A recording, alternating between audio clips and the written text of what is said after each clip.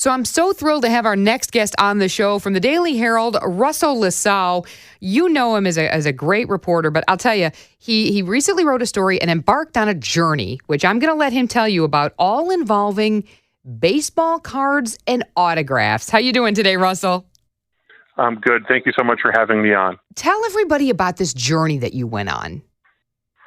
Well, I have completely fallen down the rabbit hole of what they call TTM, or through the mail autograph hunting. Okay. I'm 52 years old, and when I was a kid, like many kids in the 70s and 80s, I collected baseball cards. And every once in a while, I would write a letter to one of my favorite players, include a self-addressed stamped envelope, and send them a baseball card or two and ask if they would autograph it. Sometimes I got them back. A lot of times I didn't. But it was something I did really in my teen years and occasionally in adulthood, but not all that often. And I got the bug again this summer, and it has become this really wonderful project. When a pair of framed autographed cards that I had given to the man who at the time was my father-in-law, returned to me. He passed away this summer, and the cards were given back to me, and I've got them on my bookshelf. And I decided to once again start sending out cards in the mail to retired players and people who used to play baseball and occasionally football, who are now working in the front office of major league teams or NFL teams, who are working in broadcasting, as so many former players do. And it started out as a couple dozen cards, and then grew to 50, and then grew to 100. And I have now, as of the most recent mailing, which would have been yesterday, I've now sent out more than 300 requests and gotten more than 100 back. Wow, that's awesome. You know, a true reason why I was excited to talk to you, my dad collected baseball cards, and he claimed he had like Jackie Robinson, and he's since passed, but when he was young, he said that his mom gave them all away or sold them in a yard sale. And his love of baseball carried on to me. When I was about 10 years old, he signed me up for the Die Hard Cubs fan club, and he would start buying me, remember the Topps baseball cards that you could peel off and you could stick, you know, like a sticker book, basically? I do remember those. And I still have some of those. I have like Dale Murphy and Bill Madlock, and people are stunned when I start naming 80s baseball players. They're like, you knew Dale Murphy or Mike Schmidt or Andres Galarraga. So that's why this is so fascinating to me. So I have a million questions. I want to know, first of all, you said about 100 have come back. Have any come back that surprised you? Like you didn't think this player, because he was just so popular, would have signed it? Or on the flip side, Russell, is there someone who didn't get back to you and or maybe charged a fee or something like that you didn't expect? Sure, and the answer is both. I've been using online databases to kind of judge which players I should write to based on what's their response rate with fans. You know, what's the percentage of how many cards or requests they autograph and send back. And also, I've been trying to do this as budget conscious as possible by not writing to too many players who charge fees. Not that there's anything wrong with charging a fee if that's what they choose to do. A lot of them have good reasons for doing that, including reducing the amount of mail they receive. But to keep this within a doable budget, I was trying to do trying to send cards to players who generally didn't charge a fee.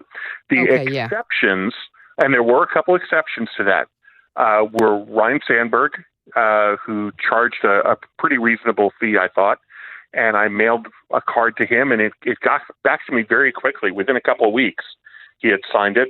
And former White Sox pitcher Jack McDowell, who was one of my favorite White Sox pitchers when I was growing up, charged again a nominal fee, and he signed 2 cards for me. Oh, that's very cool. I'm surprised they would charge a fee, but I guess, you know, like you said, there might be something to do with shipping or handling or something like that. You know, I kind of get that, although I'm surprised that they would charge a fee. Well, it's not so much for shipping and handling because the people who do this hobby always include, or should always include, self-addressed stamped envelopes. Oh, sure. Within the request. Yeah. The fees are typically charged for a couple of reasons. One, to reduce the amount of fan mail they receive. Oh, sure. Because some of these players, if they didn't charge a fee, would get dozens, if not hundreds of requests a week. And it just becomes too overwhelming if you don't charge a fee. And some former players already told me that in their letters. Okay.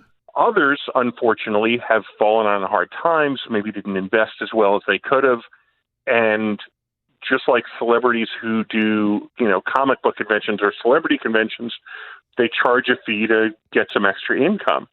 And there are those, of course, who believe, well, if you're going to sell this if I'm going to autograph this for you and you're going to sell it on eBay, well, I should get a little piece of that pie too. Right. And I'm sure there are players who do that. For example, I know Reggie Jackson charges $100 per autograph through the mail. Does he really?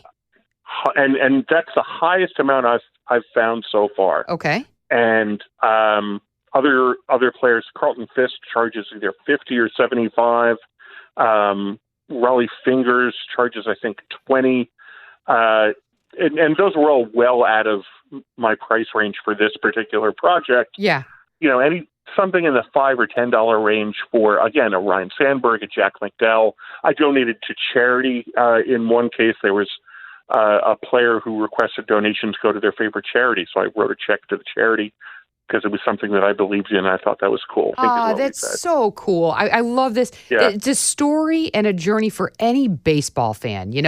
As kids, most of us collected baseball cards and especially to get them autographed. It was such a thrill to go to the park and wait for your favorite player to sign your baseball card.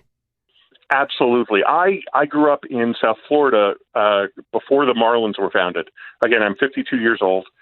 So if I wanted live in-person Major League Baseball, I had nothing but spring training. Yeah. So I grew up not too far from Fort Lauderdale and went to a lot of Yankee games at Fort Lauderdale. I saw the Orioles play in Miami and knew the hot spots where to meet. And again, I was 12, 13, 14 years old, knew the hot spots where to go to get autographs of my favorite players. There were spots in each stadium where players would gather and sign before or after games. And I still have a lot of those cards. I had a bunch of autographed baseballs, too, that through the years, because I just didn't have room for them, I sold them through the years. But I still have all those old autographed cards, and they're neat to look through every once in a while. And I remember that game, when he signed or when that player signed, or I was lucky enough to go to a lot of White Sox games. I was a big White Sox fan as a kid. Mm-hmm. And I remember going up to players like Carlton Fisk or Ron Kittle and asking for their autograph. And it was a real thrill. It's wonderful. It's a great story. And hopefully you're going to hang on to the cards and then maybe wait for more responses to come in and do like a part 2 and a part 3.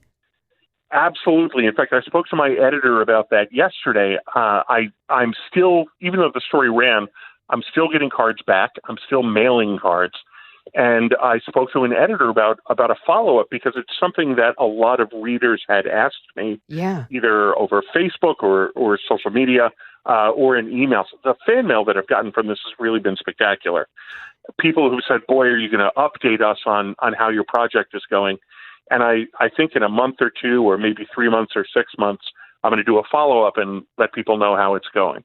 Excellent. Russell, where can people read the first story? And again, I can't wait for your part 2 and your part 3. This was a wonderful, just a happy, uplifting, fun story. And I'm so glad you got, such great response from it. Well, thank you so much. The story ran in this past Sunday's Daily Herald. Okay. So you can go to if you're in the Chicago suburbs, you can go to your local library and check it out there, or find it at www.dailyherald.com. And there's also a sidebar that went with it, which I thought was really fun to do, which I called By the Numbers. And it's a look at some of the interesting numbers that went along with this story. How many cards I sent out, how many have come back, how many football cards I sent out. how many letters were returned to sender, which was always a drag when that's happened.